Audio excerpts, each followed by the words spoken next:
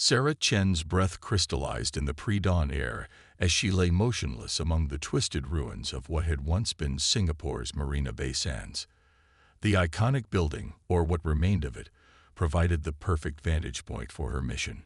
72 hours without movement had left her muscles screaming, but she didn't dare shift position. Not with 3 Nexari patrol drones sweeping the area with their quantum scanners. Through her enhanced scope, she watched the massive Nexari command ship hovering above the former financial district. Its surface rippled with iridescent energy shields that had, thus far, proved impenetrable to every weapon in humanity's arsenal. The ship's design reflected its maker's philosophy, all sweeping curves and organic shapes, a mockery of humanity's primitive angular vessels. Temporal displacement at 0.3%, whispered the AI in her neural implant. Holding steady, Sarah acknowledged with a subvocal command. The temporal displacement field was the only reason she remained undetected. A paper-thin bubble of altered time that made her virtually invisible to Nexari sensors. The technology consumed enormous power. She had maybe 20 minutes left before the field collapsed. The Nexari had arrived 3 years ago, their fleet of organic-looking ships darkening skies across Earth. They came not as conquerors, but as elevators, a species so convinced of their technological and cultural superiority that they viewed it as their sacred duty to raise other species to their level. Those who refused elevation were deemed developmentally stunted and forcibly uplifted or eliminated. Humanity's military response had been impressive but futile. Conventional weapons couldn't penetrate Nexari shields. Nuclear weapons were absorbed and redirected. Even the experimental plasma cannons barely scratched their defenses. The aliens hadn't even bothered to retaliate, simply waiting for humanity to exhaust itself. Then the systematic elevation began. City by city, continent by continent, humans were processed through massive conversion centers. Those who emerged were changed, their minds altered to embrace Nexari philosophy, their bodies augmented with alien technology. Resistance cells formed, but they were fighting a losing battle against an enemy that seemed truly invulnerable. Target approaching, the AI announced. Calculating variables. Sarah's augmented vision zoomed in on the command ship's landing platform.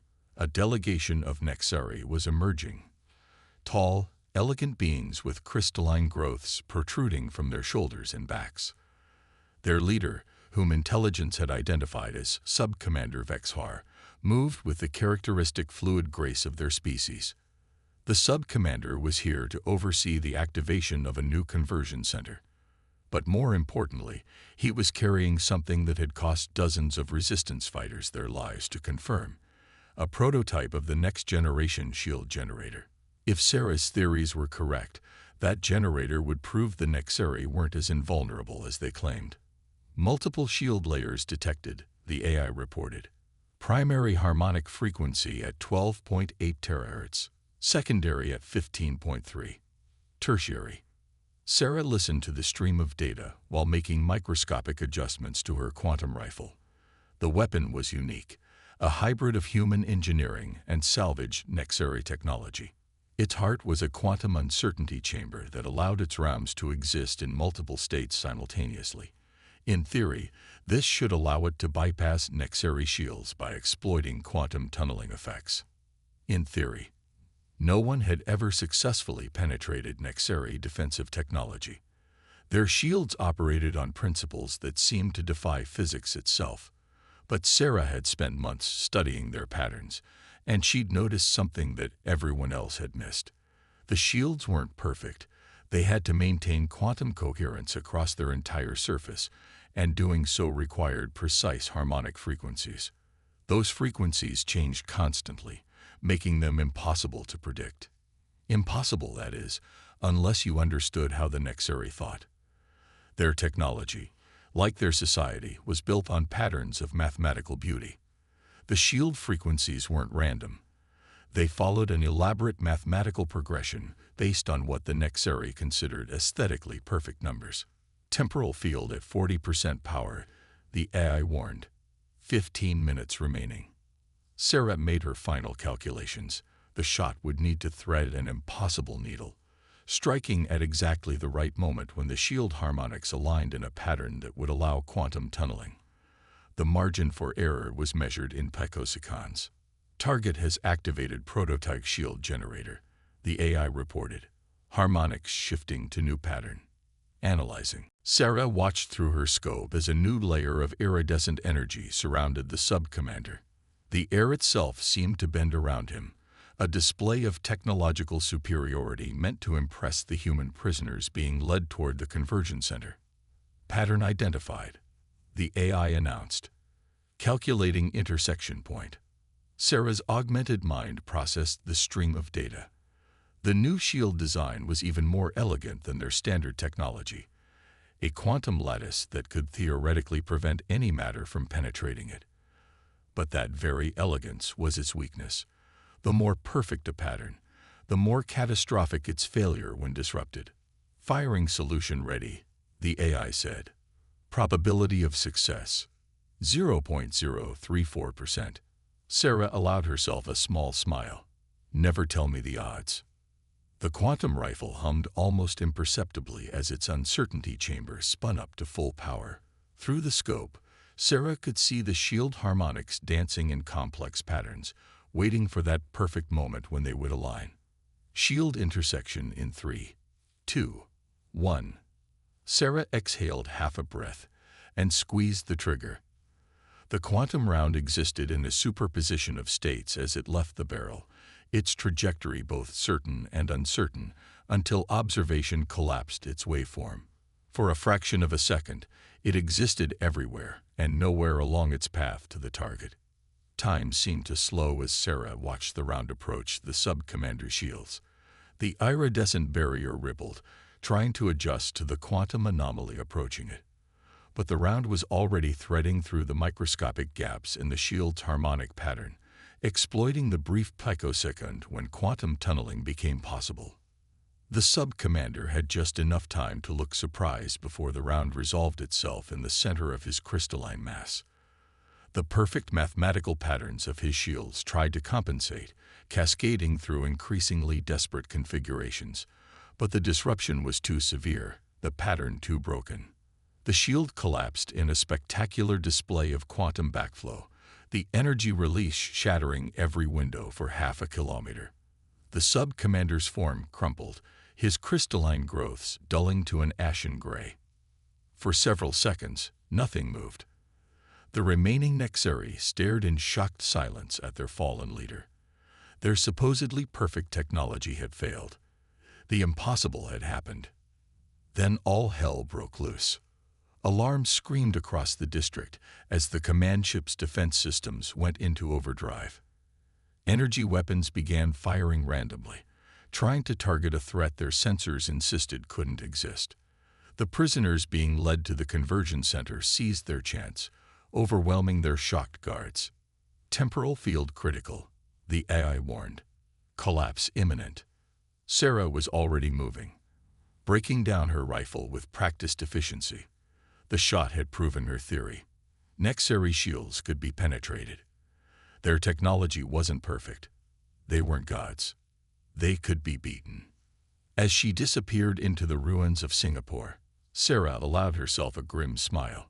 The Nexeri had made a fatal mistake. They had assumed their technology made them invulnerable, that humanity's primitive weapons could never harm them. They had forgotten one of humanity's most dangerous traits. Give humans an impossible problem, and they'll find a way to solve it.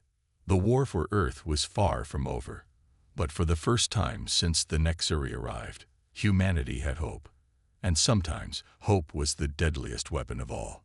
The underground resistance lab was a maze of salvaged equipment and stolen Nexeri tech, hidden deep beneath the ruins of the former CERN facility.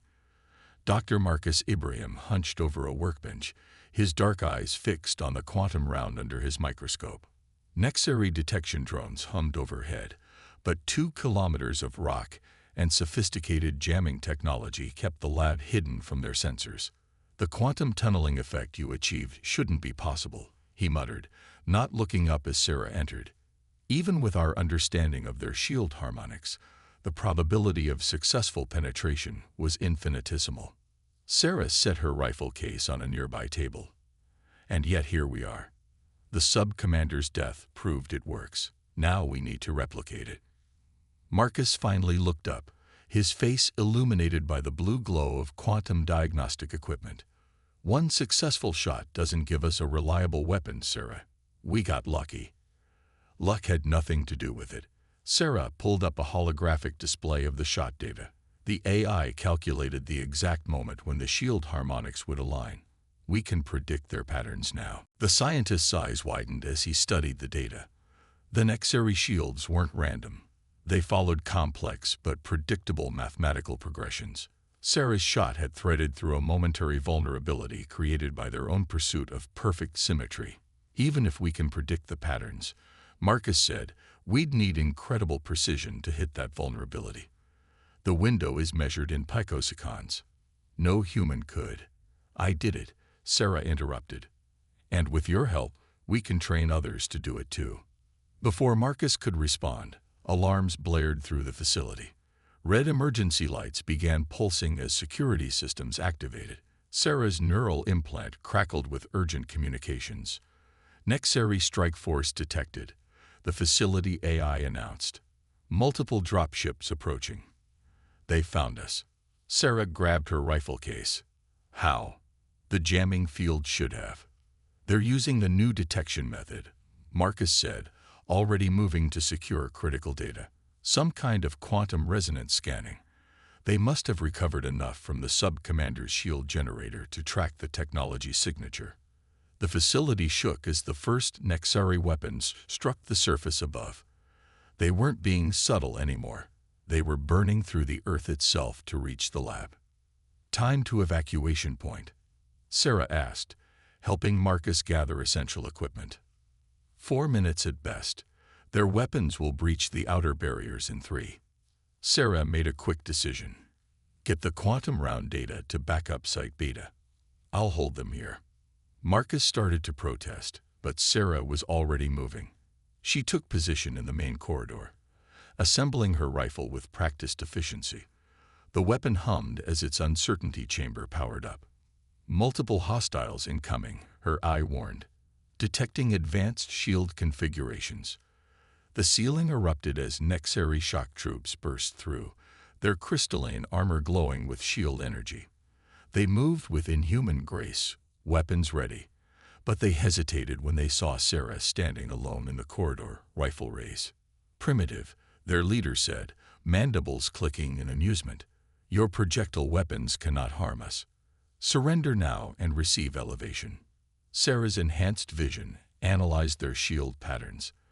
The Nexari had modified their harmonics after the sub-commander's death, making them more chaotic and harder to predict. But they still followed the same underlying mathematical principles. You know, Sarah said, making minute adjustments to her weapon. For an advanced species, you make some pretty basic mistakes, like assuming that just because something is primitive, it can't be effective. She fired 3 shots in rapid succession. The quantum rounds phased through seemingly random points in the Nexari shields, their uncertain quantum states resolving only after penetration. 3 shock troops fell before they could react. The remaining Nexari opened fire, filling the corridor with energy bolts. But Sarah was already moving, her neural implant calculating trajectories and shield patterns faster than conscious thought. Each shot found its mark, exploiting microscopic vulnerabilities in their defenses. Fall back, the Nexari commander ordered. Reconfigure shields too. His words ended in a gurgle as Sarah's final round found its mark. The corridor fell silent except for the hum of failing shield generators. Clear, her eye confirmed, but more hostiles approaching. Facility integrity at 40% and falling. Sarah touched her neural implant, connecting to the lab's comm system. Marcus. Data secured and transferred, he replied. But Sarah, they're not just trying to kill us anymore. They're scared. The Nexari don't get scared. Good, Sarah said, reloading her rifle. Fear means we have a chance. Get to the evacuation point. I'll meet you there." She moved through the facility, every sense enhanced and alert. The Nexari had thought their technology made them invulnerable, that humanity would be easy to subjugate. That assumption had cost them a sub-commander and now a shock trooper squad. But their response proved something else. The mighty Nexari Empire could feel fear. Their perfect technology wasn't so perfect. Their superiority wasn't absolute. As Sarah reached the escape tunnels, she allowed herself a grim smile. The real war was just beginning. The Nexari had sought to elevate humanity, to remake them in their image. Instead, they were about to learn why humans had survived countless disasters and challenges. Humanity didn't need elevation. They just needed a fighting chance. Multiple quantum signatures detected, her eye warned. They're bringing in heavy weapons. Sarah checked her ammunition. Then let's give them something else to fear. The facility trembled as she disappeared into the escape tunnels, leaving behind a trail of quantum mines. Above, the Nexari commanders were already composing reports to their superiors, trying to explain how their perfect technology had failed, how their invincible warriors had fallen. They had come to Earth expecting to find primitives. Instead, they had found humans. And humans had a long history of doing the impossible. The old Olympic biathlon course in Norway's mountains had become humanity's most important training ground. Sarah watched through her scope as 20 recruits lay in the snow, their quantum rifles pointed at holographic targets displaying simulated Nexari shield patterns. "Remember," she said through the neural link, "the shields aren't random. They're based on mathematical principles that the Nexari consider perfect. Your job isn't to overpower them. It's to find the flaw in their perfection." The recruits were the best snipers humanity had left. Champions, special forces operators, and Olympic marksmen from every corner of the globe. But hitting a target through Nexari shields required more than just marksmanship. It required an understanding of quantum mechanics and an ability to think in patterns the aliens considered impossible. "Target acquired," reported Lai Wei, a former Chinese special forces sniper. "Shield harmonics aligned at." "Wait," pattern shifted. "That's intentional," Sarah replied. "The Nexari are adapting. They're randomizing their shield frequencies more frequently now. You need to predict the pattern, not just read it." The mountain air was pristine, untouched by the destruction that had claimed most major cities. But even here, signs of the war were visible. Quantum detection nets shimmered in the stratosphere, searching for human resistance. Nexari hunter-killer drones patrolled regularly, their crystalline forms reflecting the winter sunlight. Sarah's neural implant buzzed with an incoming priority message from Marcus. "We've got a problem. The Nexari just deployed something new. Sending data now." The images that filled Sarah's augmented vision made her blood run cold. The Nexari had created specialized hunter units, crystalline beings modified specifically to track and eliminate quantum snipers. Their bodies were studded with sensor arrays that could detect the minute quantum disturbances caused by uncertainty chambers. "How many?" she asked. "They've released them in every major combat zone," Marcus replied. "First reports are not good. We've lost contact with resistance cells in Berlin and Cape Town." Sarah processed the information while watching her recruits. They were humanity's best hope, the core of what Marcus had dubbed the Ghost Protocol. But they needed more time to train, time they might not have. "Movement detected," announced the facility eye. "Multiple signatures approaching from the north. Pattern matches new Nexari hunter units." Sarah switched her scope to quantum detection mode. 3 crystalline forms were moving through the forest below, their sensor arrays sweeping the landscape. They moved with predatory grace, following traces of quantum disturbance like bloodhounds on a scent. "Training exercise is over," she subvocalized to the recruits. "Real targets incoming. Remember your training. They can detect our weapons, but they still have the same shield vulnerabilities." The hunters emerged from the tree line, their crystalline forms refracting the sunlight into dazzling patterns. They were beautiful in a lethal way, purpose-built killing machines designed to counter humanity's only effective weapon. Target locked, White reported calmly. Permission to engage. Negative, Sarah replied. Let them get closer. I want everyone to see how these things operate. The hunters spread out, moving in a search pattern that demonstrated both alien precision and predatory cunning. Their sensor arrays pulsed with energy as they tracked quantum signatures. They're not just following our trail, Sarah realized aloud. They're predicting where we'll go. They've studied human tactics. One of the hunters stopped suddenly, its head tilting as it processed sensor data. It turned directly toward their position, sensor arrays flaring. Contact imminent, the AI warned. They've detected our uncertainty chambers. Sarah made a split-second decision. Wyatt Martinez, Jensen, on my mark. Everyone else hold position and observe.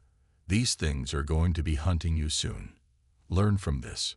The hunters charged, covering ground with impossible speed. Their own weapons deployed. Crystalline projectors that fired beams of coherent energy capable of disrupting quantum states. Now, Sarah ordered. 3 quantum rounds split the air simultaneously. The hunters' shields flared, patterns shifting rapidly to counter the threat. But Y had anticipated the shift, his round threading through a momentary vulnerability. The first hunter shattered, its crystalline form exploding into glittering shards. The remaining hunters reacted instantly, their shields adopting chaotic patterns that should have been impossible to predict. Energy beams lanced toward the human positions, forcing the snipers to adjust. Martinez, down. Sarah shouted as a beam passed through where the Brazilian sniper had been moments before. The snow where she'd laid was instantly transformed into quantum foam, reality itself distorted by the hunter's weapon. Jensen's second shot went wide, as the hunter's unpredictable movements threw off his calculations. The aliens had learned from their losses. They weren't maintaining consistent patterns anymore. Sarah tracked the nearest hunter through her scope, her neural implant processing shield harmonics faster than conscious thought. The patterns were chaos given form, mathematical perfection twisted into deliberate irregularity. But chaos was still a pattern. Her quantum round found the microscopic flaw in the hunter's defense, threading through supposedly random shield fluctuations to strike its core. The crystalline being froze mid-stride, its form darkening as internal energies failed. The last hunter switched tactics, its shield patterns becoming even more erratic. It fired continuously now, forcing the humans to stay in cover as it called for reinforcements. Together, Sarah ordered. Their shields can handle single shots now, but they can't maintain irregular patterns against multiple points of attack. Way, take left hemisphere. Martinez, right. Jensen, wait for the pattern collapse. 4 quantum rifles fired as one. The hunter's shields tried to compensate, shifting frantically to cover multiple threat axes. But the mathematics of perfection couldn't be completely abandoned. There had to be underlying patterns. Jensen's shot exploited that necessity, striking through the momentary return to regularity that the shield had to maintain to avoid collapse. The final hunter fell, its crystalline form dissolving into quantum instability. For a moment, silence returned to the mountain. Clear, the AI confirmed. No additional contacts detected. But facility sensors indicate heavy Nexari activity in orbit. They know we're in this region. Sarah stood, scanning the horizon. The hunters had been impressive. A direct counter to humanity's quantum sniper program. The Nexari were learning, adapting, becoming less predictable. But so were humans. Download all combat data, she ordered. Everyone analyzed the shield patterns. The Nexari just showed us their response to our tactics. Now we learn to counter it. As her recruits began their analysis, Sarah allowed herself a moment of grim satisfaction. The Nexari had created perfect hunters, but in doing so, they'd revealed something crucial. They were afraid. Their perfect technology, their unshakable certainty, had been compromised. The hunters were meant to eliminate humanity's new weapon. Instead, they'd become a training tool, helping create more efficient killers. It was the most human response possible. Take what's meant to destroy you and learn from it. The war was escalating, but with each escalation, the gap between human and Nexeri capabilities narrowed. And in that narrowing gap, humanity's greatest strengths, adaptability, creativity, and sheer determination, would prove decisive. Multiple dropships detected entering atmosphere, the AI reported. Recommended evacuation time, 10 minutes. Sarah nodded. Pack up. Training continues at Backup Site Delta. And remember what you saw today. The Nexeri aren't invincible. They're just advanced. And advanced isn't the same as superior. As her recruits prepared to move, Sarah took one last look at the fallen hunters. The Nexeri had thought technology alone would win this war. They were about to learn that humanity's greatest weapon had never been their tools. It was their ability to turn any tool against its maker. The Resistance Command Center beneath Mount Cheyenne hummed with activity as holographic displays showed Nexeri positions across the globe. Sarah stood with Marcus, watching as hundreds of quantum signature markers tracked their trained snipers moving into position. Operation Silent Dawn was about to begin. Humanity's coordinated strike against the Nexeri leadership. Final check on quantum harmonization, Marcus announced, his fingers dancing across holographic controls. All uncertainty chambers are synchronized. When their shields shift, we shift with them. The plan was audacious, perhaps suicidally so. But the Nexeri had given them no choice. Their new conversion centers were processing humans at an accelerated rate, and their hunters had forced the resistance into increasingly desperate measures. Status report. Sarah vocalized through the neural network, linking all Ghost Protocol operators. One by one, acknowledgments came in from around the world. Wei's team in Singapore. Martinez covering Sydney. Jensen's group in Moscow. Each targeting critical Nexeri command nodes. But Sarah's target was different. Intelligence had confirmed that Supreme Commander Vexthar himself would be conducting a victory ceremony in Dubai. The Nexeri leader would be there to celebrate the elevation of their 10 millionth human convert. Latest orbital scans, the AI reported, projecting new data. Nexeri fleet movements suggest they're concentrating forces around ceremony sites. They're expecting something. Of course they are, Sarah replied, checking her quantum rifle's calibration. But they're expecting a conventional attack. Armies. Missiles. Not 23 snipers with impossible weapons. Marcus frowned at his displays. They've modified their shield configurations again. The harmonics are. There's something wrong about them. Sarah studied the patterns. The Nexeri shields had evolved far beyond their original mathematical perfection. They were now almost organic in their complexity, adapting and shifting like living things. Not wrong, she corrected. Different. They're learning. Incorporating chaos theory into their patterns. Becoming more human. Which means our original targeting algorithms won't work, Marcus said. We need to. We need to think like them thinking like us. Sarah interrupted. They're trying to be unpredictable, but they're doing it in a predictable way. Show me the base pattern analysis. The holographic display zoomed in on the shield harmonics. The chaos wasn't random. It was carefully calculated chaos, designed to mimic human unpredictability. But in trying to copy human thinking, the Nexeri had created new patterns. There, Sarah pointed. They're so focused on being unpredictable that they've created meta-patterns. Predictable unpredictability. Marcus's eyes widened as he saw it. We can use that. If we target the moments when they try to shift away from obvious patterns, that's when they'll be most predictable. Sarah finished. Upload new targeting parameters to all teams, and get me a direct feed from Dubai. The display shifted to show the Nexeri ceremony site. They had transformed Dubai's Burj Khalifa into a massive conversion center, its iconic architecture now wrapped in crystalline growths. Supreme Commander Vexthar's ship hung above it all, a cathedral of living crystal that dwarfed even the world's tallest building. Multiple hunter units detected, the AI warned. They're using new sensor configurations. Quantum masking won't be fully effective. Sarah checked her weapon one final time. Doesn't need to be. We just need enough coverage to get into position. She turned to address the command center. This is it. Everything we've learned about their shields, their patterns, their technology. It all comes down to the next hour. If we succeed, we show the Nexeri that humanity can't be processed, controlled, or elevated.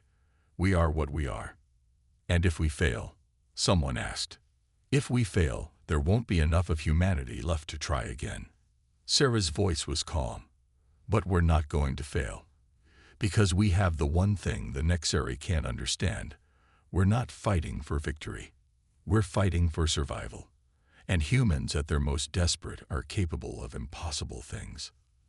The command center erupted in activity as final preparations were made. Sarah moved toward the exit, but Marcus caught her arm. The calculations for the Supreme Commander's shields, he said quietly. The probability of a successful shot is... Don't tell me the odds, Sarah interrupted. Just tell me if you figured out how they'll try to be unpredictable. Marcus nodded. They'll expect us to target obvious ceremonial moments. The shield harmonics will be most chaotic during speeches, ritual movements. So we'll strike when they feel safest, Sarah finished. When they think they've successfully predicted our prediction of their predictions. She turned to go, but Marcus spoke again. Sarah, their hunters will be everywhere. The new sensors can track our quantum signatures, she acknowledged. So we'll give them plenty to track. The trip to Dubai was conducted in total silence, their transport cloaked in experimental quantum fields. Sarah used the time to study the latest intelligence. The Nexeri had transformed the city into a crystalline forest, their technology reshaping steel and glass into organic curves and impossible geometries. As they approached their infiltration point, Sarah's neural implant connected her to the global resistance network. Across the world, Ghost Protocol snipers were moving into position. Some would be detected. The hunters were too good, the new sensors too sensitive. But that was part of the plan. Multiple hunter contacts, the AI warned as they landed. Implementing quantum scatter protocol. Dozens of false quantum signatures burst to life around them. A technique Marcus had developed to confuse the new Nexeri sensors. The hunters would detect them all, forcing them to spread their resources thin. Sarah moved through the crystalline landscape, each step calculated to minimize quantum disturbance. The Nexeri had built their ceremony site atop the old city, creating a tower of impossible architecture that reached toward their command ships. In position, Wei reported from Singapore. Similar confirmations came in from around the globe. Remember, Sarah vocalized, no matter what happens, stick to the timing. The hunters will find some of us, probably most of us, but they can't stop all 23 shots if they strike at exactly the same moment. She reached her designated position, a partially crystallized office floor with a clear line of sight to the ceremony platform. The Supreme Commander would be exposed for exactly 12 seconds during the ritual of elevation. Ceremony commencing, the AI reported. Supreme Commander Vexthar, approaching platform. Through her scope, Sarah watched as the Nexeri leader emerged. He was magnificent even by their standards, his crystalline growths forming patterns of impossible complexity. His personal shields rippled with energy, layers upon layers of protection that even their quantum rounds shouldn't be able to penetrate. Hunter units converging, the AI warned. Multiple directions, quantum scatter failing. Sarah remained motionless as the ceremony began. The Supreme Commander's voice boomed across the transformed city, speaking of elevation and perfection. Below, lines of human converts stood ready to receive their gift of transformation. They're inside the building, the AI reported. 30 seconds to contact. Sarah's neural implant was alive with similar reports from around the world. The hunters had found them, but they wouldn't reach them all in time. The Supreme Commander raised his arms, shield harmonics shifting into ceremonial patterns. But beneath those patterns, Sarah saw what she was looking for, the meta-pattern of calculated unpredictability. Target locked, she breathed. All units, synchronize quantum frequencies. Fire on my mark. The hunters were closing in. Through her neural link, Sarah felt Ghost Protocol operators engaging in desperate combat around the world. Wei's position was overwhelmed. Martinez was holding but surrounded. Jensen had gone dark. Hunter units breaching outer perimeter, the AI reported. 15 seconds to contact. The Supreme Commander began the ritual words of elevation, his shields blazing with power. But in trying to be unpredictable, they had become perfect in a different way. All units, Sarah whispered, fire. 23 quantum rifles fired as one. 23 rounds existed in quantum superposition, neither here nor there, threading through impossibly complex shield patterns that tried to be unpredictably predictable. Sarah's world narrowed to her scope, watching as her round approached the Supreme Commander. The shields shifted, twisted, tried to become random. But they couldn't escape their own nature, their own pursuit of calculated perfection. The quantum round resolved itself in the center of the Supreme Commander's crystalline mass. For a moment, nothing happened. Then reality itself seemed to hiccup as the most advanced shields ever created failed catastrophically. The Supreme Commander's form crumpled, his crystalline growths dulling to ash gray. Similar reports flooded in from around the world. Nexari command nodes falling. Shield generators failing. The carefully orchestrated elevation ceremony collapsed into chaos. Multiple hunter units breaching position. The AI reported. No viable escape route. Sarah smiled as she heard the hunters approaching. The mission was accomplished. The Nexari's greatest leaders had fallen, their shield technology proven vulnerable, their certainty shattered. They had come to Earth expecting to find primitives in need of elevation. Instead, they had found humans, and humans had a habit of surviving. 3 days after Operation Silent Dawn, Sarah stood in the ruins of Dubai's crystalline forest, watching Nexari ships retreat into the upper atmosphere. Her quantum rifle hung at her side, unnecessary now that both sides had agreed to a ceasefire. The hunter units had withdrawn, their purpose obsolete in the face of diplomatic negotiations. Final casualty reports coming in, Marcus said through her neural link. We lost 12 Ghost Protocol operators. Way Martinez. Good people, but their sacrifices changed everything. Sarah touched the crystalline growth nearest to her. The alien material was already beginning to dull, its connection to Nexari control systems severed. How many command nodes did we hit? 17 confirmed kills, including the Supreme Commander. The Nexari leadership structure is in chaos. Their entire philosophy of technological supremacy. Marcus paused. They're asking to talk. The news wasn't surprising. The Nexari Empire had been built on absolute certainty. Certainty in their technology, their superiority, their divine right to elevate lesser species. Operation Silent Dawn hadn't just killed their leaders. It had killed their certainty. They're gathering in the primary conversion chamber, Marcus continued. Both military and philosophical leaders. They want to understand. Sarah moved through the transformed city, past groups of freed converts beginning their long journey back to full humanity. The Nexari conversion process wasn't permanent. Without constant reinforcement from their control systems, the changes began to fade. Already, people were remembering who they were. The conversion chamber had been transformed from a place of forced elevation into a neutral meeting ground.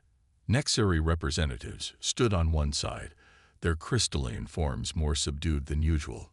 Human military and resistance leaders occupied the other, with Sarah and Marcus somewhere in between.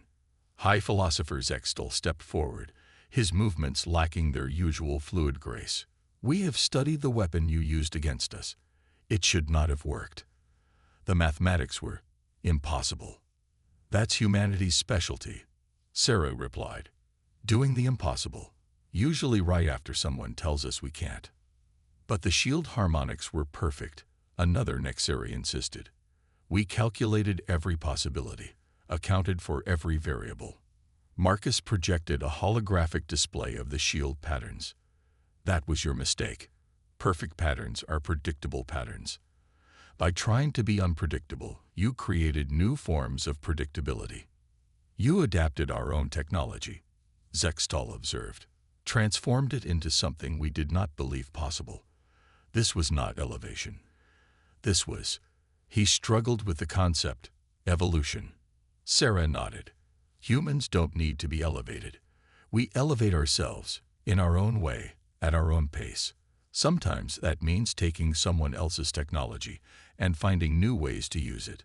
Sometimes it means thinking in ways you'd consider primitive or impossible. Your species is chaos, a military commander stated. It wasn't an accusation, but an observation.